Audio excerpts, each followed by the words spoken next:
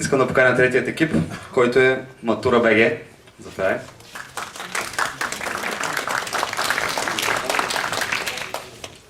Уважаеми жури, драги колеги, казвам се Явор Стефанов, текущия момент съм магистър в Общински университет. На вашето внимание представям Матура БГ.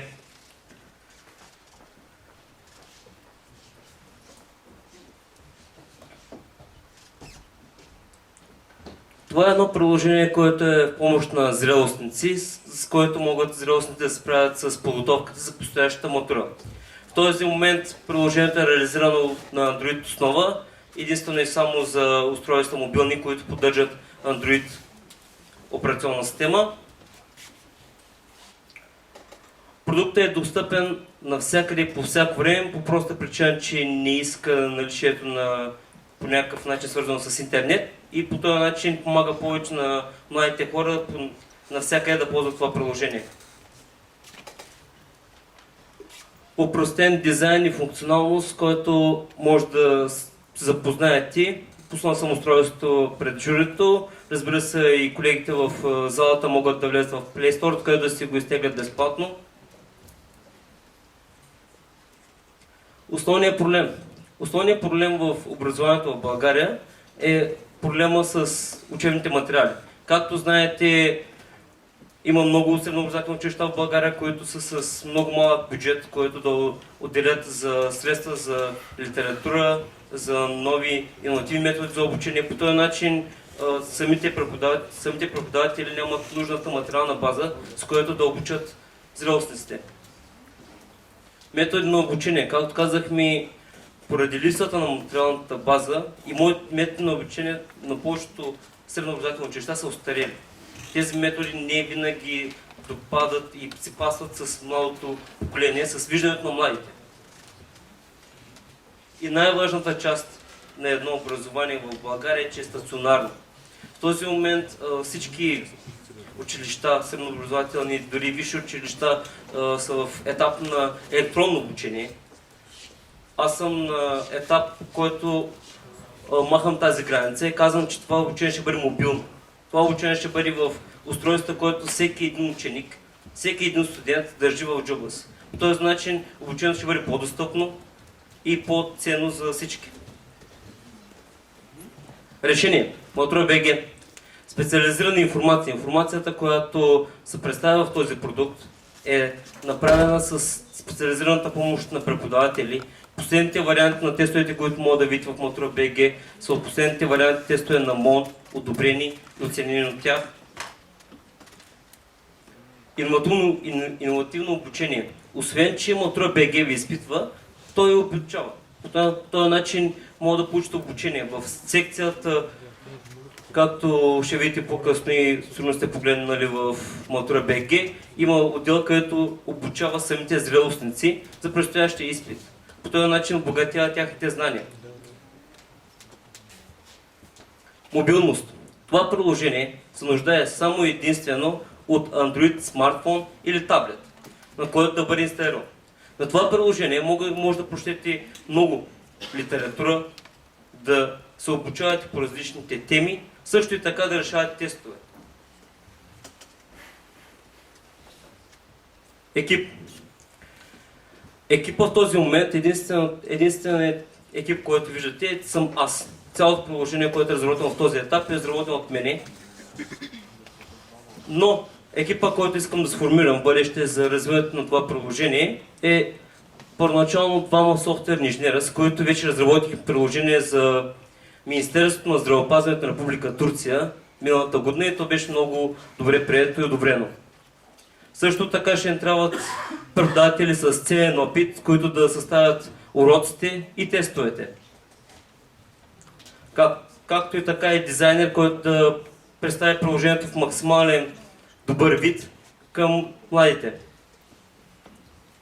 Изтегляния.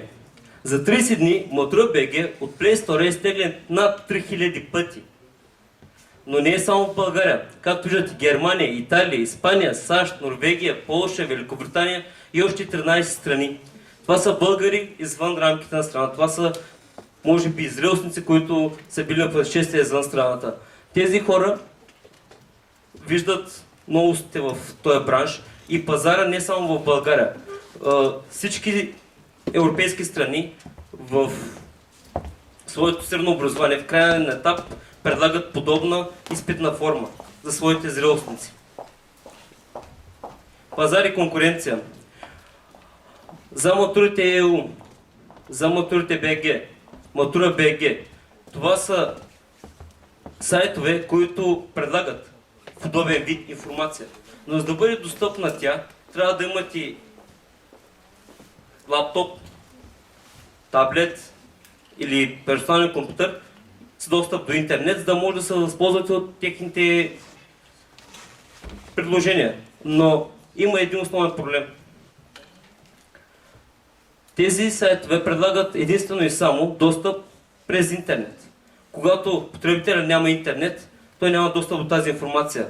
Тези конкуренти могат да бъдат и сътрудници в следващите етапи на развиване на това приложение. Предимства.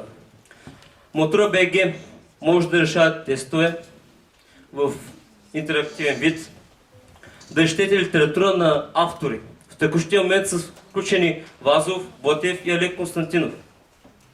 В този етап искам да кажа, че подобно приложение с всички, с цялата литература, която е за средното образование, за зрелостниците, е максимум 3 мегабайта. Вие сами може да представите колко малка информация е това с всички книги. Може да получава информация актуална за матурите, може и да се образува чрез различните етапи на уроците. Монетизация. Един от етапите на монетизация е платено приложение. В този етап в Play Store приложението е безплатно за тегляне. И според мен това е единствен начин за да бъде полезно на всички зрелостници. Да бъде безплатно. Има и останали части, с които могат да бъдат покрити разходите. Например, училища, частни училища или държавни училища, които искат да повишат качеството на образованието, да се обърнат към подобни приложения. Например, през подобно приложение могат да изпитват зрелостниците, могат да им дадат домашни, които те последствие да решат и да им представят през това приложение. Реклами. Както и вие знаете, има много литература в етап, в който всички зрелци се готвят за предстоящия изпит. Всяка година се издават 10 или 20 учебни материали, които да бъдат ползвани на тях. Може да се рекламират тези учебни материали в това приложение. Уча се, както казах, един от сайтовете, които предлагат една богата материална база и интересна и интерактивна среда, е Уча се. В този сайт също може да се направи партньорство, с което да се разшири функционалността на това приложение. Инвестиция. Инвестицията, която е за първоначалния етап, която е предвидена, е 25 000 евро, която ще покрие разходите за съставяне на матурите не само на български език и литература, а и биология, география, история, математика, както и така за развитието на останалите мобилни операционни системи. iOS, Firefox, Windows, за да бъде достъпна за всички младежи.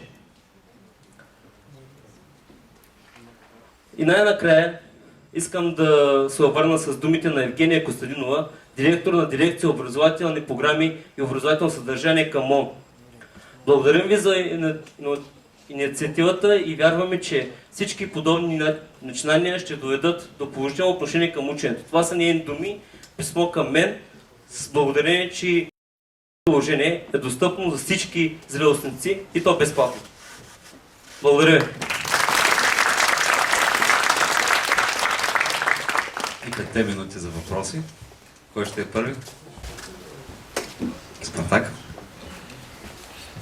Споменахте, че пускате възможността да продавате това нещо на училищата. Имате ли някаква информация училищата? Имат ли бюджет за такова нещо? Имат ли желание и възможност? И говорили ли сте с някакви училища за това? Това ми е първият въпрос. Говорих с едно училище, частно училище Джоан Атанасов в град Русе, което е също съвършено образователно училище и имат проекти, които са насочени към повишаване на качеството на образованието. Един от тези проекти е насочен в тази сфера. Младежите да могат да решават различен вариант на домашни или тестове в домашни условия, дори на таблетици. Както знаете, може би до 2020 година МОН предвижда актуализиране на тези условия и всеки един ученик да има таблет, с който да може да решава домашни тестове. Биха ли платили за подобно приложение и колко? Моите пазарни анализи, които съм правил, подобни приложения в апмаркета са пазаруват в рамките на лев 50 до 5 лева, в зависимост от функционалността на приложението. Казвате към конкретно с училищата. Конкретно с училищата не съм говорил за финансиране или за плащане. Това е един от начините, към които, както и казах вече, едва от месец е това приложение на App Store и още на етап на... Ако го подавате на крайни потребители, каква е големината на пазара според вас? Колко максимално потребител може да... Извинявам се, това го препуснах. За миналата година 64 000 абитуриента са влезли в български дикционен изпита, така че според мен това приложение ще бъде полезно не само за тях, а за цялото средно образование, защото материалът, който е включен в зрелостния изпит, включва целият материал, който се учи от 9 до 12 клас. Така че той пазар става много по-голям от 64 000 зрелостника. Добре да кажем, че ако това са потенциалния целеви пазар... За България, разбира се.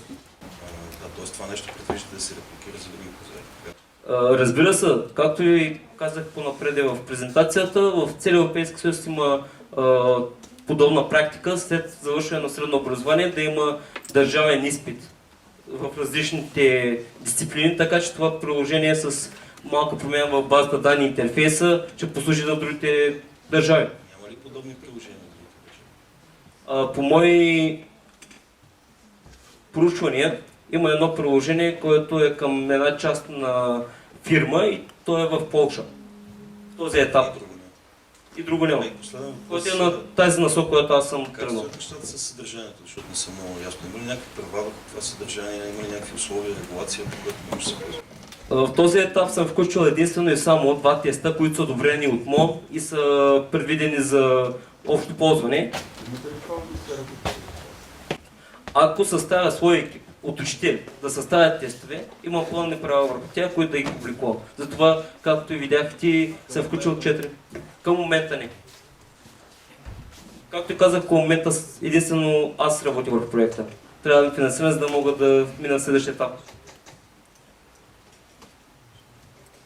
Извинете, докато чакаме журито, искам да обърна внимание, че имам над 300 имейла от вече провели приложението ученици. В приложението има обратна връзка към мене, с което могат да пишат имейл и да кажат своите отзиви. И 300 имейла, които зрелостниците искат все още нови тестове и нова информация.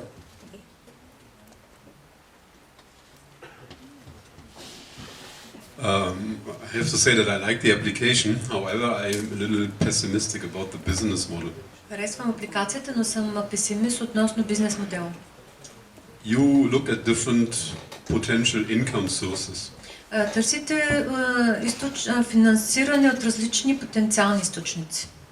You mentioned advertisement income as one potential income. И споменахте рекламата като един от възможностите потенциални източници. I think that for the beginning, at least for the first 2 years of bringing this application to the market, the potential is zero because you need a critical mass of users in order to get a significant amount of advertisement income. Потенциал за близките 3 години да имате финансиране от реклама е нулев, защото имате нужда от да съберете критична маса от потребители на апликацията, на това приложение и тогава да може да продавате реклама. So then let's look at a different level to make income. It's sell directly to schools. Така че да погледнем към друг начин, да продавате директно на училищата. There the time to market is far too long because schools have their public purchasing and tendering processes.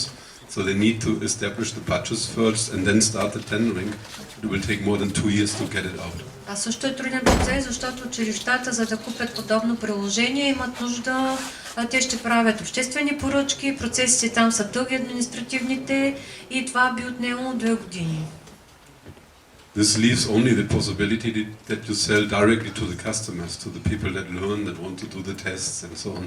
Така че единствената ви възможност в момента е да продавате директно на потребителите. They are not willing to pay a significant download fee. You can only expect small download fees. Те няма да платят, но кой знае колко висока цена, могат да платят ниска цена. On the other hand, the production costs are high because you have to develop content, you have to maintain the content, and you have to update the content regularly. От друга страна, разходите ви за производство ще бъдат доста големи, защото вие трябва да създавате съдържание, трябва да го поддържате това съдържание и то много редовно. This is why I doubt that the direct distribution to the end user will deliver the return on investment that you need to be in the market for a long time. Затова се съмнявам, че директната ви дистрибуция към крайния потребител няма да може да ви доведе тези пари, които са ви нужни за тази поддръжка. In addition, this system is already in the market, and there are many systems developed which are already in the purchasing process from schools, so the competition will increase significantly over the next 2 years. Следващите 2 години ще ви се нарасне конкуренцията, защото на пазара може да има вече подобни апликации, подобни приложения. And this is why I recommend to talk as soon as possible to publishing houses, to publishers who produce teaching materials in books and offer them a collaboration just with a license fee. I think this is more realistic income. Така че най-реалистичната ви възможност за приходи е да преговаряте с издатели, които издават подобна ученическа литература и да им предложите да работите заедно, партньорство чрез лицензи. Благодаря към така направен коментар. Съгласявам се с това. Просто под вид материала трябваше да представя всички сфери, които могат да финансирам този проект. Както видяхте, тях съм ги изброил вече. Относно плащането на потребители. Аз съм скептичен спрямо това, защото според мен, когато става въпрос за образование и здравеопазване, тя трябва да бъде безплатна форма за всички. И да се намери друг начин на финансиране. Както вие казахте, може да се обърне повече внимание на тези издателства, които издават подобна литература, те да финансират този проект и за всички, които ги ползват, защото те са ученици, да бъде безплатно.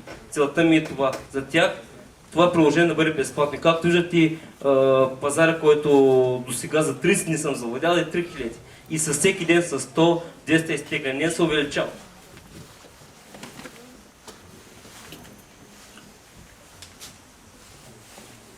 Благодаря много. 5 минутки изтекоха за въпроси. Аплодисменти.